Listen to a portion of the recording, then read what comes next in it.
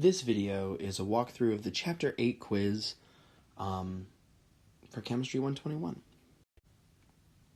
This video is a walkthrough of the Chapter 8 quiz for General Chemistry 1. If you're using the Gilbert textbook, this is the chapter about chemical bonds. So we're just going to dive right in. Hopefully this video won't get too long. Question 1 says, fill in each blank with either A, metal, or B, non-metal. Ionic bonds, this is back from Chapter 1. So we know that these occur between a metal and a non-metal.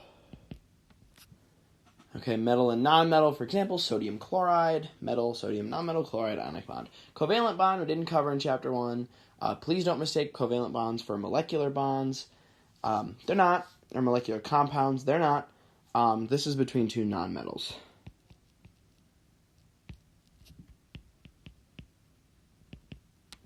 And the last one, you guessed it, we're going to go between metal and metal. Metal is in the word. Metal and a metal. So in which type of bonding are the electrons free to move between different atoms? It's illustrated at the figure on the right. So we just see positive and negative little charges floating around in limbo. This actually happens in metallic bonds. Right? Metallic bonds. Okay, that's back in your bond definitions if you want to look. I won't go by explaining it too much just because we need to keep on moving. What is true about the ground state electron configurations of elements in the same column of the periodic table? Okay, just a reminder, in the same column. By column, we mean group. These are columns, these are rows. This is a group, this is a period of the periodic table. Okay, so for example, comparing the valence electrons, or let's just do number A real quick. The valence electrons of oxygen to sulfur. Oxygen we have, right, 1s2, 2s2, 2p1, 2, 3, 4. Let's say for sulfur we have 1s2, 2s2, 2p6, 3s2, 3p1, 2, 3, 4. Right, so we have the same amount of valence electrons. That's pretty cool. So we shuffle on back to our question, and we read answer choice 1, letter A. They all have the same number of valence electrons, and I would totally say, yeah, 100% pick that. Same number of core electrons? Well, that's not really possible, right? Since you're actually moving up in the amount of protons, we can't have the same number of core electrons. Same noble gas core? No. Same number of electrons? Ooh. But that word valence right here makes it all come together. Okay, the figure at the right shows how the interaction energy for two atoms changes as the distance between the nuclei changes. And this is actually one of those things that you would have had to remember from looking at this graph in the notes, so I would make sure to do that. If you're watching this video for review purposes, totally Googling interaction energy for two atoms or bond energy graph would give you this same readout. When R is small, the energy is very large, primarily because of Y. And the energy of a bond, you have to think about, the higher energy that something is, the more unstable it could be. And what makes this the most sense here, okay? So if we're in this electron-electron repulsions, now electrons, again, if we go back up to this metallic thing, they're floating around in this kind of cloud of electron-dominated area. Protons, however, aren't moving very much. These nuclei are staying where they need to be, and they're not really doing much socialization, which is typically what they like to do. So, electron nucleus attractions. Well, attractions would actually lead us to be a little bit more stable, lower in energy, so attractions right away can be crossed off the list. Okay, they can be crossed off. Now we have repulsions left. Now electron-electron, would it really make sense that electrons that can roam around in this big giant cloud of space that are infinitely small really have that big of an effect on it? And the answer is no. Whoops. Okay, so actually, as it so happens by a process of elimination, we get to the right answer, intranuclear repulsions, and this just happens because of movements and happenings inside the nucleus creating this energy, okay? At large R, okay, R being out here, and by the way, when they say when R is small, okay, they're talking about the actual distance value. So large r out here, small r out here, really close to r sub e. Okay, really close to r sub e. At large r, energy is less than 0 primarily because of what? Okay, so this is kind of a process of elimination. If they just ask me a question about repulsions, what are they asking me about here? So if I just eliminated, these two answer choices, and the reason electron-electron repulsions was eliminated was because it just merely didn't really make sense. If they just had me answer a question about repulsions, let's process elimination this guy and go straight to electron nucleus attractions, right? When the energy is less than 0, we are ready to go, okay? And electron nucleus attractions, as I said like a minute and a half ago, brings that energy level down, so we're more stable when we have more happy electrons, happy valence shells. We're in a noble gas configuration, and we are ready to go. And that's what the Octet Rule does for us, which actually happens to be the next question. So we are going to throw that down really quick. If you're in the Chemistry 121 class that I am involved with, you'll know that I don't use this term very often, but since it's on the quiz, I will define it for you. And this is all in context of when it is bonding with other atoms and in structures with other things. So we are going to say that the Octet Rule is that an atom can gain, this is more like will,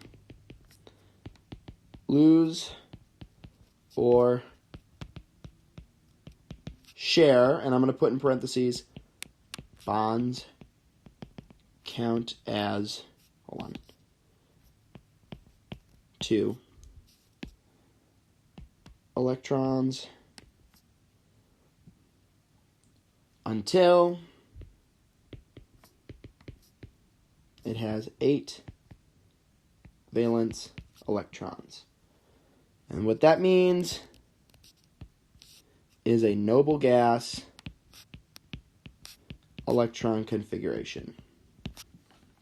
Okay, remembering electrons counting is, or bonds, counting is 2 is only valid when we're talking about valence electrons. Electrons satisfying an octet.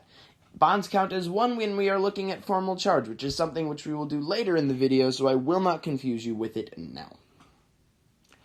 So, let's do this. Classify each of the following bonds as either A, ionic, B, polar, C, slightly polar, or D, totally nonpolar. So let's go through first, and actually the easiest one to do right off the bat is totally nonpolar, mostly because this is actually pretty obvious given our answer choices. So we have CH, CO, CC, BRCl, and NaCl. And remember, our definition for totally, completely nonpolar is pretty much it's got to be a diatomic or bond between two elements of the same identity. So it's really, really easy to slap answer choice D in carbon-carbon, mostly because it's totally nonpolar. Now working backwards is probably the easiest way to do this, where we say very slightly polar but classified as nonpolar. Okay, slightly polar but classified as nonpolar. Carbon and hydrogen. Now this one, actually, matter of fact, if you think about methane really quick, which is CH4, and we do the Lewis structure for that. You just have carbon surrounded by 4 hydrogens. There we go. Yeah. When we have this structure, actually looking at it, it's a nonpolar molecule, and by virtue of definition, the nonpolar molecule means the bonds in this structure, since they're all carbon-hydrogen bonds, means that they have to be considered to be nonpolar. Now, in 100% reality, they are a teeny, eensy-weensy, little tiny bit polar, okay? And if we're putting partial charges on these things, first, let's write our answer choice C here. If we're putting partial charges on these things, the carbon is slightly more and ever so slightly more electronegative than hydrogen. So we're going to put a partial negative charge right by carbon. So let's go through the examples. Carbon-oxygen. Now we think about carbon-oxygen. Oxygen's a lot more electronegative than carbon. So it's not slightly polar, classified as nonpolar. We already did carbon-carbon. What about BRCl? Now remember something we've identified as a way to tell if it's nonpolar or polar. Same or next to each other is pretty likely to be polar. Br and Cl are pretty much considered to be close to next to each other, okay? So this is going to lead us to a very slightly polar, but classified as nonpolar kind of bond configuration, in which case, remembering our trend for electronegativity, going up and to the right, and of course, when I need a pointer, it's on the pen, going up and to the right, we see that chlorine is more electronegative than bromine because it is higher up in group 17. So when we go back and draw our partial charge, we're going to draw our partial negative over chlorine. Okay? So, doing these last two really quick, one's going to be A and one's going to be B, and that's just by virtue of the fact that it probably wouldn't be on there unless we're going to use it. Let's just classify ionic right now because this is easier, right? Carbon, oxygen, both nonmetals. NaCl, metal, nonmetal. Go back up to the top of the page. Ionic bond occurs between a metal and a nonmetal, and I think the example I used, inadvertently, of course, but me giving away answers to stuff is usually pretty common because I use them in examples, is NaCl, which is what I said just a little bit ago. So we are going to chuck our ionic label on NaCl, and of course, chlorine is much more electronegative than sodium, as we just saw on the periodic table, so my partial negative charge is going right above chlorine. Last but not least, carbon-oxygen. We're going to say that this bond is totally polar, and here is why. If we flip over to our handy-dandy periodic table that I have positioned here because I realized we needed it, you'll see that oxygen is over here and carbon is over here. So A, they're not next to each other. B, oxygen is much more electronegative than carbon. And it doesn't look like it because it's just two spaces away, but in reality, oxygen is significantly more electronegative. So it's really, really going to hog those electrons, hog that negative charge, and the bond polarization is going to go towards the oxygen. Okay, so again, our partial negative charge has got to go above the O. Okay, if we were going to draw these arrows in, right, we'd have it going like that, and here, and this is nonpolar, so we don't care, and then here, and here. Okay, so we tend to see, in these, especially in our ionic and in this other stuff, towards the anion, pretty common to be the polarizing the bond as being the negative side of the bond and all that kind of stuff. And I'll erase those because they don't need to be on there. But that was just for reference points, so let's move on. Which element is the most electronegative? Not even a discussion. Fluorine. And if you need to spell that for reference, it's F-L-U-O-R-I-N-E. Okay, it's not fluorine, it's F-L-U-R, fluorine. If you're in the class that I am SIing or TAing for, that will lose you points on the test. Just saying because you were warned. Okay, remembering that our trend for electronegativity is up and to the right, and helium is definitely not electronegative because it is a noble gas, so it doesn't bond or interact with anything, so that leaves fluorine at the helm for electronegativity. This is just something to know because fluorine is a total electron hog. Okay, total and absolute complete electron hog. Okay, so next, which of these following bonds is the longest? Remembering that when we talked about bond length, this was all in a context of how strong the hold was between the two atoms, and the single bond was dictated as the shortest. Sorry, my bad. And then that would leave, wow. Single bond is the weakest bond, which has the weakest hold, which means the length is longest. Okay? If the hold is weaker between the two atoms, they can spread out more without breaking the bond. Which of the following bonds is the strongest? Again, we have done this. Single bond is obviously less strong than a double bond, which is less strong than a triple bond. Super duper triple bond. This is just something to memorize, more or less. There's not really a trick for that. One of the resonance structures for NO3- is shown below. Remember, there are 3 resonance structures for NO3-, so we should probably know what those are. So let's move on. Let's do it. So it's asking us to determine the formal charge on each of the 4 atoms in the structure. So let's start with nitrogen. Okay, if we know that nitrogen, and we know from our periodic table that nitrogen needs 5 electrons to be super-de-duper-de happy and be a formal charge of 0. Formal charge, not octet, formal charge. Nitrogen contributes 1 electron to each bond that it consumes, so it has 1, 2, 3, 4 electrons. Since it needs 5 and has 4, it's a +1. This oxygen right over here, if you remember from the periodic table, and you should know this at this point, that oxygen needs 6 electrons to be a formal charge of 0. Obviously, bond contributing 1, so it has 1, 2, 3, 4, 5, 6, 7. So oxygen over here is a -1. This oxygen over here, being the exact same configuration as this oxygen over here, is also have to be a -1. I won't make you do it through again. And this double bonded oxygen with 2 lone pairs of electrons, there we go, is a formal charge of 0. And you're like, why? And we'll count the bonds. We have 1, 2 bonds at 1 electron each. Then we have 3, 4, 5, 6. So this oxygen is happy at 0. And obviously, if we sum all these up, we get -1, okay, right, which is the charge over here on nitrogen. Nitrogen, wow, nitrate. I deeply, greatly, sorely apologize for my inability to speak. Let's keep going, though. Here we go. If one of the single bonds is converted into another double bond, the formal charges will be closer to 0. What is the advantage of this structure? And let's read through our answer choices. It will be a more realistic molecular geometry. No, it's the same. You will learn about that next chapter. Don't worry about it right now. It will be a more stable structure. Actually, double bonds, we do know, are more stable than single bonds. They keep the nuclei closer together. The bonds are stronger. Stronger bonds more stable. C, it will be less likely to form an ionic compound since the charges are smaller. No, because the overall charges are the same. Right? And it is more reactive since there are fewer lone pair electrons. No, that's not how that works. Not to cheap you out of an explanation, but that's just not something you want to get distracted by. In hindsight, you could make an argument, but we're not even going to talk about that. Take physical chemistry one day, and then we'll have a conversation about it. But we're asking, what is the advantage of this structure? And the more double bonds we have, the more stable our structure gets. So that is the direct reason why this is the best answer to the question. The best answer to the question. Moving on. The molecular structure shown in part B does not exist. Why? Okay. A, no molecule can have more than 1 double bond. B, since N is in row 2, you cannot have more than 8 valence electrons around it.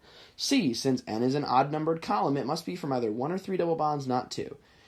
D, the 2 double bonds must be to the left and right of the N, not below it. Okay, so something that we saw... D is funny, because the structure up here that you're given to do formal charges is a correct resonance structure, and there's a double bond below the nitrogen. So obviously we can cross D out because it's just flat out silly. Since N is in an odd-numbered column, it must form either 1 or 3 double bonds, not 2. That's just silly. Don't get fooled by these trickery question answers. Yeah, don't worry about it too much. No molecule can have more than 1 double bond. That's a lie. That is a total lie. If we looked at this example really quickly, we looked at CO2, right? Carbon likes to make 4 bonds, so we've got a double bond to each oxygen on each side. 2 lone pairs, so we have a neutral charge. Carbon's happy, oxygens are happy, and our life is good. And in that case, a molecule has more than 1 double bond. It's perfectly stable and happy. So, obviously, and we're just doing this by process of elimination, just to make sure that we're using our test-taking strategies that are going to come in handy on your cumulative final exam, which is coming up very, very soon, 2 weeks from this coming Monday. Then that's just for the section I'm doing right now. If this video is used for your study purposes or for another section of General Chemistry 1, this may not be a true statement, so please check your syllabus. Don't take my comment for my current class as a realistic comment for your current class, which may not be the same. Just a disclaimer in case you're using that for studying, so we don't have any issues. Let's check out the next question. Great job, guys. Let's keep trucking. The Lewis structure of SO2 is, and we're giving you a Lewis structure, due to the non-bonding pair on the central sulfur, the actual OSO bond angle would be, less than, equal to, or greater than the ideal value. Now, the ideal value, obviously, and I'm just telling you this because it's future reference for Chapter 9, which is molecular geometry and all this. okay? Obviously, electron-dense areas want to be as far apart as possible, and they want to be 180 degrees apart. They want the molecule to be linear, Even though the formal charges on those oxygens are 0 in carbon dioxide, they're as far away as possible because they do repel each other, keeping that in mind. So since there's a non-bonding pair of electrons up here, that'll actually push these bond angles down, because these electrons still want to be as far apart as possible, so this would actually be less than the ideal value, because the bonds, right, it'll actually look more like this.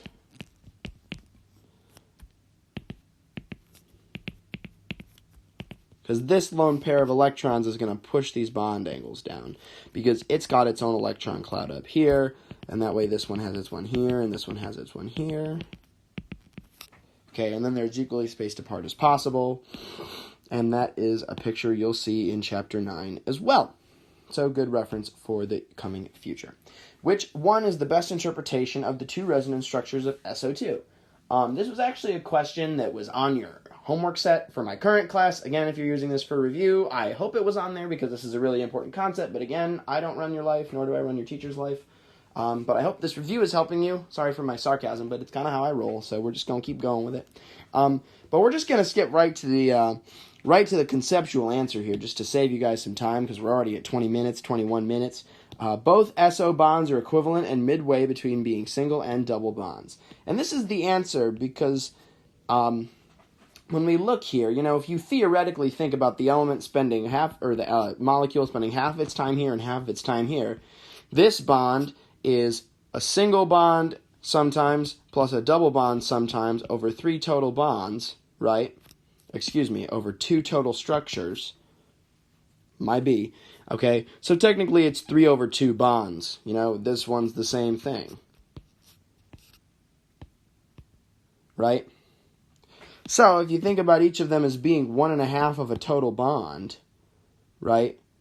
We get to where we need to be. Wow, why does this keep switching? I'm so sorry, you guys.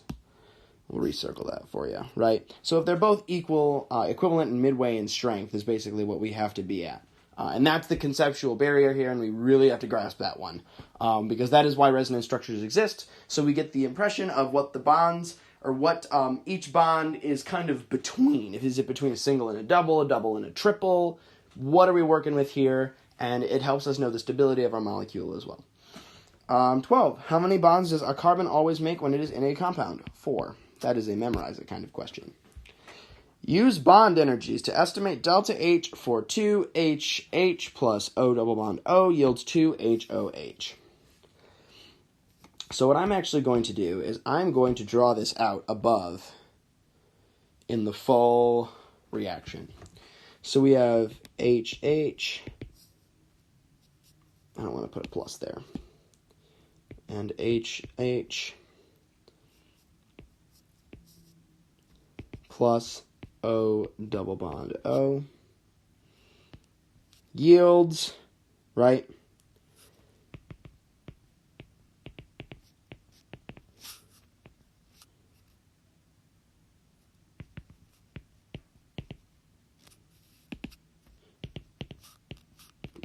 H2O.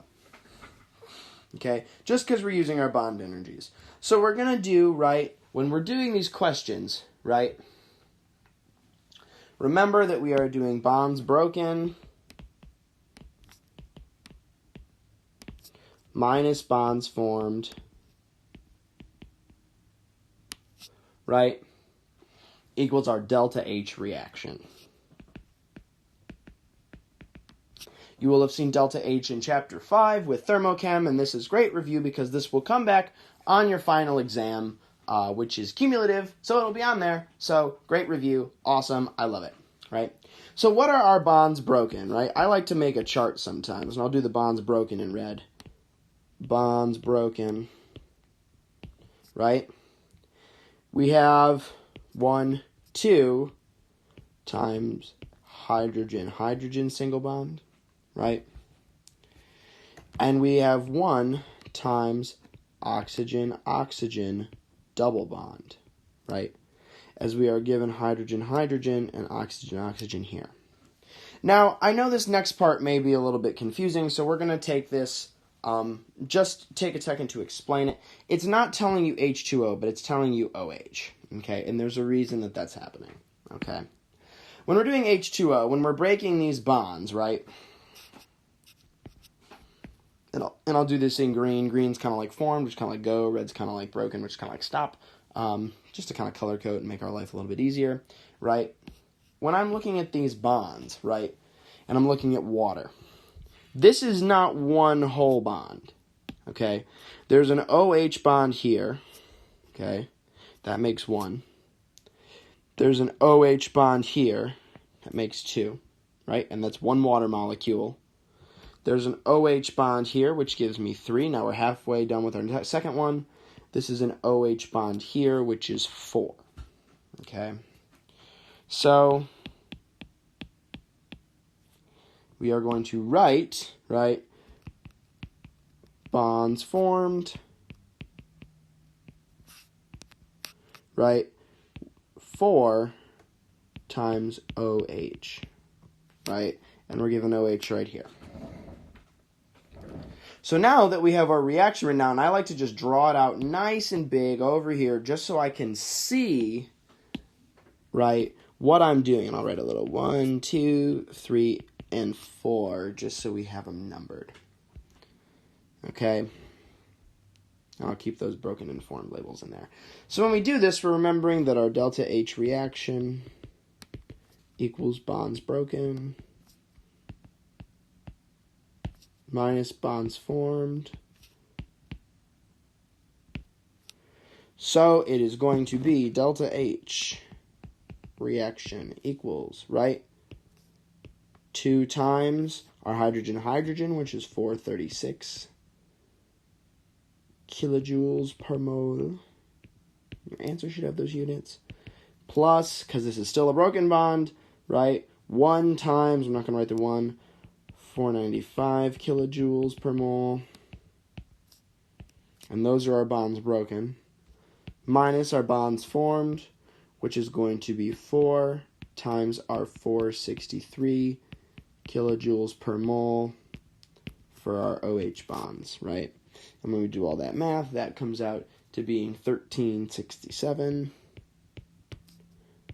minus 1852, which gives us negative 485 kilojoules, right? We're not saying per mole because this is just delta H reaction. This is not delta H standard or delta H per mole. Just negative 485 kilojoules will do it for me, okay? So again, we took our bonds broken, we subtracted our bonds formed, and we got negative 485 kilojoules. Remember, that means our reaction is exothermic, and if you've ever seen a video of hydrogen gas and oxygen gas being combusted to make water, you can tell it is very exothermic, as told to us by delta H reaction.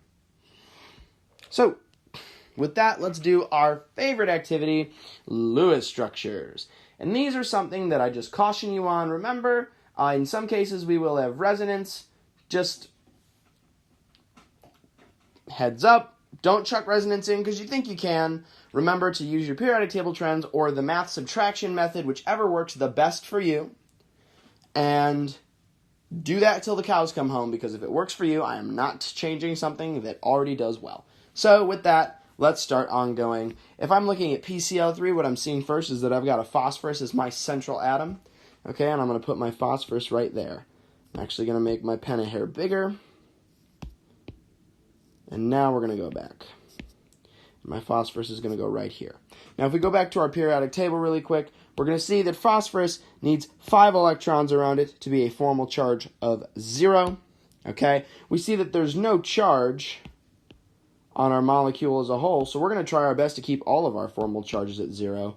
And then what we will do is, hopefully, we will have a nice, pretty, stable molecule. Pretty as in actual pretty, like fancy, not pretty like semi-stable. Just wanted to clarify.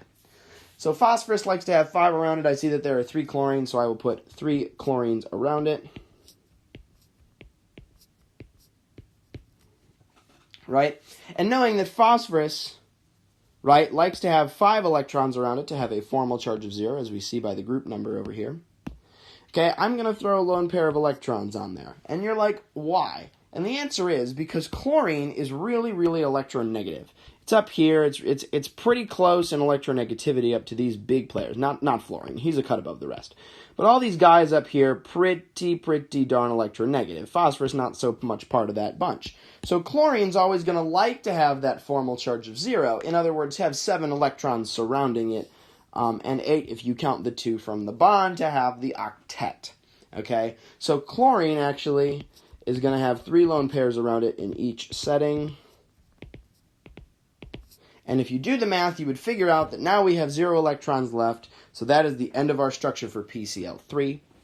If you were in the session, this past session, I'm not going to say a day because it can change semester to semester, but if you were in the past session that we held before this quiz, you would see, we also did this example in class, so I'm glad that it appeared both places.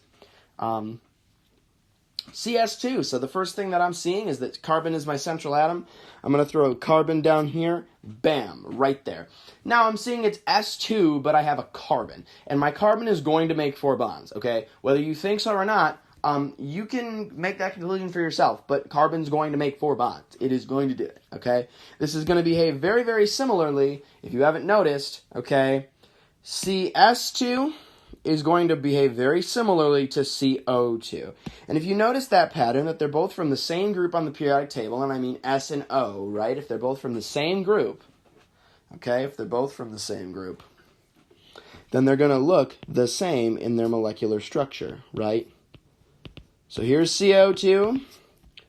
All we're going to do, see that S? 1S and 2S.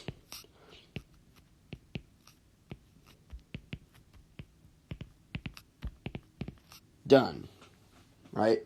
Noticing that pattern, right? Noticing from the same group, they're going to have the same valence shell electrons. We are in a good spot, right? Recognize pattern and group tendency. If you do the math and subtract all of the electrons out, you would actually end up having single bonds on both and 3 lone pairs on sulfur. Each one would have a -1 formal charge. So 1 lone pair from each sulfur would come up and make a bond with the carbon to give you the structure we have here. It's just one extra step, but you're more than welcome to do it again if that is something that you prefer. Okay, moving on. ICl4. Okay, ICl4. Now this one, I just want to let you know, you might not be able to see it. There's a little minus here. I'm going to make that a little bit bigger. There we go. Just wanted to emphasize that real quick. So I see an I in the middle. I know that it's going to be my central atom, so I'm going to write that down right here. Okay, and then Cl4, I'm merely going to single bond 4 chlorines. And I'm going to do this because there's no really other way to attach 4 chlorines to this iodine. So I'm going to single bond 4 chlorines. And to boot, we went on the electronegativity rampage last time. So why not do it this time? Right? And we're going to put 3 lone pairs on each chlorine. Right? 3 lone pairs on each chlorine. Now, for you math people, I'm going to do this one out with the math because I know myself from my periodic table trends that since there's a -1 charge over here, it can't be on a chlorine, it can't be on the outer atom over here. It's got to be on our central atom. So actually, our 2 extra lone pairs, our 4 extra electrons would go on our iodine, okay, and we would have a charge of -1. But for you math people, we are going to go ahead and do it, okay? We have an I and we have a Cl times 4, right? From iodine, we have 7. From chlorine, we have 4 times 7. So we have 7 and 28, plus an extra electron for the charge, because the charge is -1, so that means extra electron, right? This sums up to be a nice, cool 36, right? Now we're going to subtract 2, 4, 6, and 8 for the bonds. Right? 4 bonds at 2 electrons each. Now we are at a hearty 28. Right? And now we have chlorine full right? 3 lone pairs on each, 2, 4, 6, right? 8, 10, 12, 14, 16, 18, 20, 22, 24, right? So then we're going to say minus 24, right, on Cl, right? And then we're left with 4 more, and you're going to put that on your central atom, or in this case, on iodine, which is what we did there. So again, just a couple seconds more. Look at it. Okay, ClO2 plus. Now, just point of reference here. Rare, yes, but chlorine sometimes can be the central atom. So sometimes it will share, which is rare. But again, we like to put rarities on tests. I'm zooming in really, really far and making this plus really, really big because I want you to see that it is ClO2 plus, which means we need to end up, right, with 1 less electron, okay, than regular. One of those elements or atoms needs to have a formal charge of +1. And I'm going to tell you right now, it's not going to be oxygen. And why do I know it's not going to be oxygen? Because oxygen is real stinking electronegative. It doesn't like to have that. So here we go. My chlorine is in the middle, right? My chlorine is in the... Whoa. I'm going to go here. My chlorine is in the middle, right? Now, I know my chlorine has to have a formal charge of +1. That means, right, if we look at it over here, right? Actually, no. Let's not do this. Let's actually draw this one out, right? So when we do our skeletal structure, we'll have our O and an O here, right? Okay, and then we'll put our valence pairs, our lone pairs of electrons, right? Now, technically, each one of these oxygens, right, has a minus on it, so chlorine needs to have 2+, right? Well, how do we do this, right? Chlorine needs to have 2+ if both of those oxygens have a minus. So if chlorine has 2+, right, remember that it needs 7 for a formal charge of 0, right? If chlorine needs to be 2+, and I put 1 lone pair on, right, 7 minus 4 is now 3. Yikes. How do I do this, right? How am I going to swing this type of magic? The answer is, one of these lone pairs from oxygen, weird arrow there, is going to come up and sauce chlorine a double bond, right? So I'm going to get rid of all this scribble scratch. Da-da-da-da. Okay. And we're going to redraw double bond. Chlorine in the middle, double bond, oxygen, lone pair, single bond, oxygen, lone pair, lone pair on chlorine, right? Now, let's just count up and make sure. Does everything have an octet? This is not something I usually say, but we're going to check ourselves, right? 1, 2, 3, 4, 5, 6, 7, 8 for oxygen. 1, 2, 3, 4, 5, 6, 7, 8 for chlorine. 1, 2, 3, 4, 5, 6, 7, 8 for oxygen. Okay, what are our formal charges now? We need to end with a charge of +1, right? We have 1, 2, 3, 4, 5, 6, 7 on this oxygen, so it's a -1. Right? Because it needs 6, has 7. That's and 1 extra, -1. We have 1, 2, 3, 4, 5 on chlorine. Right? 1, 2, 3, 4, 5 on chlorine. Right? So chlorine's a 2+. Be careful. Remember that too. Right? Real important. And then this oxygen, right, has 1, 2, 3, 4, 5, 6. So it has a formal charge of 0. Right? So our total charge now, right, is +1, which we indicate by putting brackets and that little plus. Now you're probably thinking, wow, this is a 40-minute video and we're not even done yet. Here's the deal. Is there a selectivity as to why this oxygen should have the double bond, but this one shouldn't? No, there is not. So we need to draw a handy-dandy resonance structure, where this oxygen over here has the double bond to the chlorine, single bond oxygen over here is our oxygen with the minus charge. Chlorine, of course, is still going to have 2 plus. 2 plus plus 1 minus is 1 plus, and now we are done. So again, looking at the periodic table, getting those trends nice and down pat is always handy. Again, if you're part of my class and have questions, feel free to get in touch with me. If you're just reviewing, best of luck on whatever you're reviewing for. Have a great time, you guys. Goodbye.